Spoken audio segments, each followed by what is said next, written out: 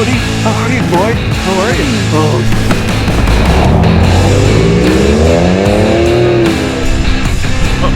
It's starting to get whiteout conditions out here. So what's better in the deep snow? Is it a car or a truck? Now, not too long ago in Boulder, Colorado, we did a very similar video where it snowed, and we took both a Ford F-150 and a returning champion, the Subaru Outback, in the snow. Now we're in Keystone, Colorado, where it's been snowing 24 hours straight, and we've got a lot of deep snow. So we're gonna figure out which of these two is better, and we're gonna do it by taking it in the deep snow, by seeing how their all-wheel drive systems work, and by doing a little bit of, shall we say, hooning? Well, it's snow, it's deep, let's have some fun. And that is coming up right now.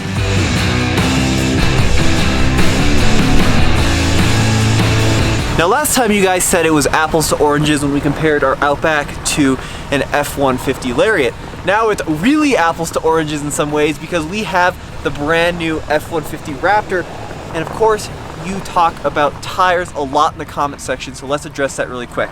The Raptor comes from the factory with the BFG KO2 all-terrain tire, where the Subaru comes from the factory with these Bridgestone Dueler all-season tires. This is a much more aggressive snow-worthy tire, but it does prove something. There are more trucks on the market that come with aggressive snow-worthy tires than there are cars. So what we're going to do to remedy this is in a future video, we've got several tire manufacturers sending us their aggressive snow tires. We're going to put them on this Outback and do a snow tire shootout. That's coming up soon. But for the time being, we're comparing stock to stock with the all-season and the BFG all-terrain on the Raptor. So yeah, this tire is going to be much better out here in the deep snow.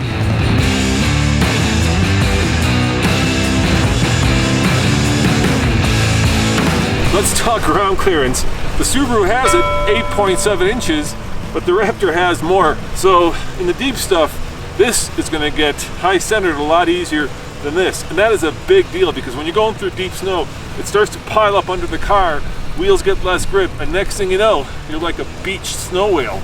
Is there such a thing as a snow whale, Tommy? No. Okay, never mind. You're like a beach walrus. Yeah, walrus. Actually, we got stuck. We've tried to get to Denver. Yeah. But they say go this way, 285. Oh, you can't get this way. Yeah, this goes only up to Montezuma. Oh, yeah, you got to go back that way, and sometimes Loveland Pass is open. If it's open, they closed. Then you got to go the highway. I-70 closed too. Oh, then you're stuck. Silverthorne, we can stay at the Silverthorne, right? Yeah, stay in Silverthorne, yeah. Oh. They'll probably open it up again. Oh, okay. All right, good luck. I think it's important that we talk about the difference between all-wheel drive, the Subaru or a car, and four-wheel drive, a truck. And that really has to do with a low-range transfer case, and trucks have them.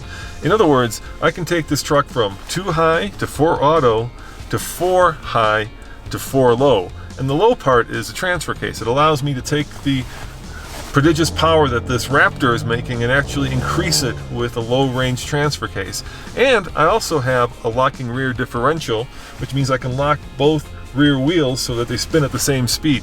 None of that is possible in the Subaru, but the Raptor makes it much simpler than that. For 2019, not only is there trail control, which I don't need, but there are 7 different drive modes that I can switch to. So when I go to slippery conditions, it automatically does a bunch of different things. It puts the truck in 4 auto, changes the throttle response so that when I floor it, it doesn't give me as much power because you don't want to necessarily break the tires loose, you want to maintain traction, and it does all the thinking for me. So the truck works to give me the most possible traction in this kind of snow. But you know what? Having driven around here, I find I like to have it in 4 high or permanent 4-wheel drive all the time. So that's where I'm going to put it, irregardless of the slip mode. It gives me a little bit more control. All right, let's do a little bit of a 0 to 30 acceleration run. See which one of these is faster. So I'm going to put my stopwatch on. Ready? 3, 2, 1, I'm floored.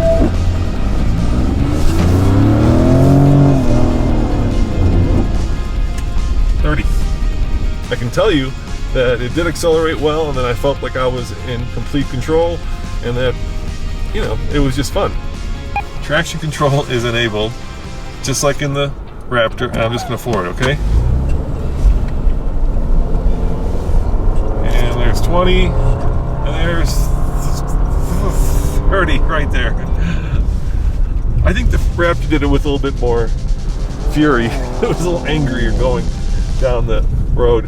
No doubt, Tommy, it's all about tires, and quite frankly, these tires suck in snow compared to the KO2s. There's no doubt I'd put winter tires on this thing immediately. Now keep in mind, guys, this is not a scientific test. No. We're in the middle of a bloody big snowstorm, so we're happy to be out here just driving around, not getting stuck. So take this more as our attempt to do some real world testing as opposed to real world scientific testing.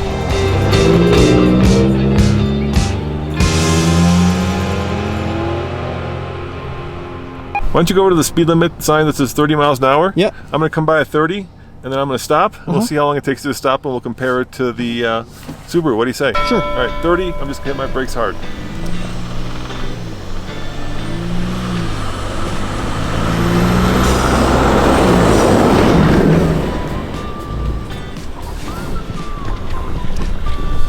Okay, let's see how long that took. Not very long, actually. That was really good. So I'm lined up with the sign here.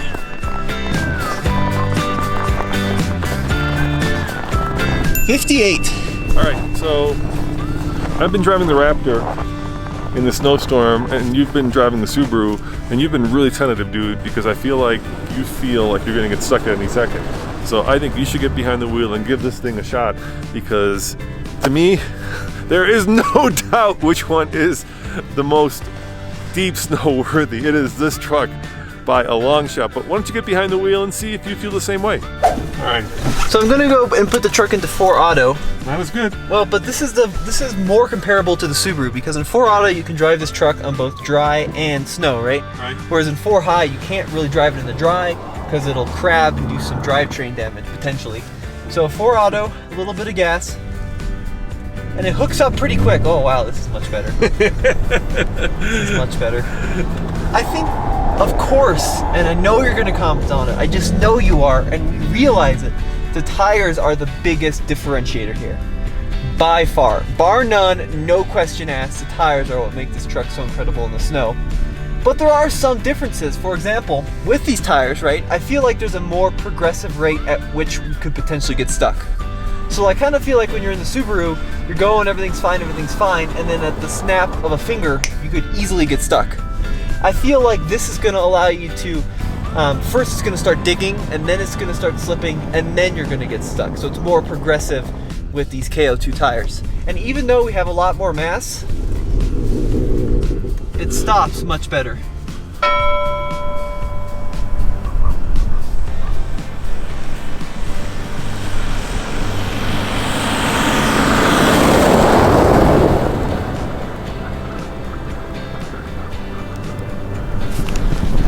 Okay, let's see how it did from our 30 mile an hour sign. The Raptor was like 58, I want to say.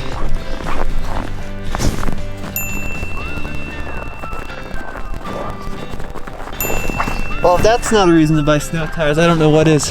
What was it? 98 feet. What was the Raptor? 58. Wow, twice the distance. Yeah. Well, why don't you give it a try, and let's explain how Subaru's all-wheel drive system works.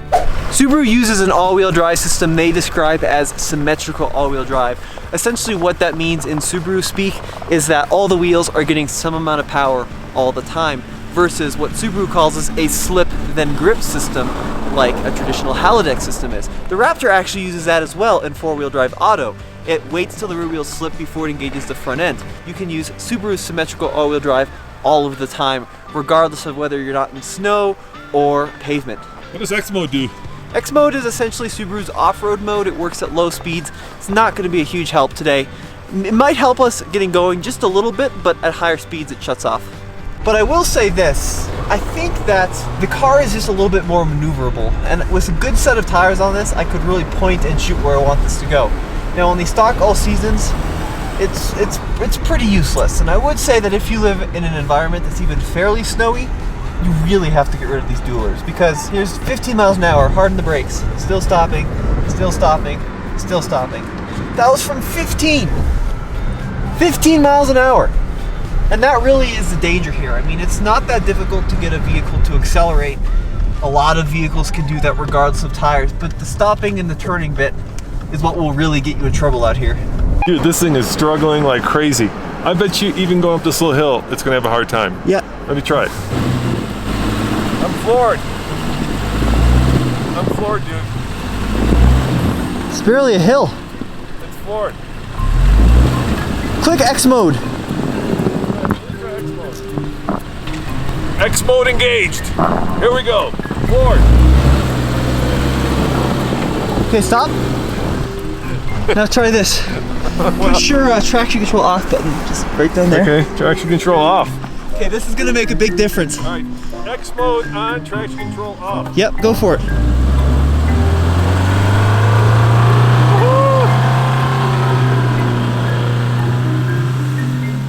You're right. You know, the key is hit your traction control and you get some wheel spin and you can actually move. Okay, X mode off, traction off. Ready? Yep. Forward.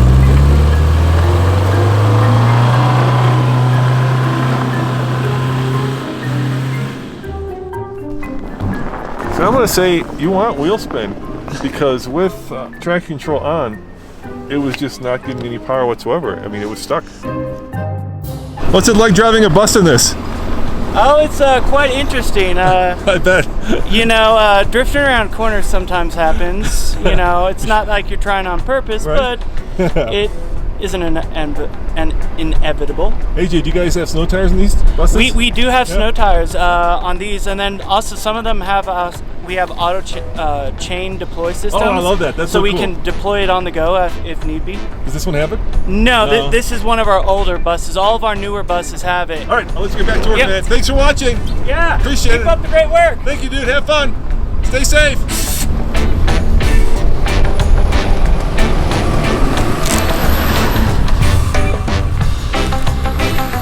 Tommy, I think with this snow getting this bad, I think we call it a shot, huh? Yeah, for sure. I mean, yeah, it's getting really nasty out here.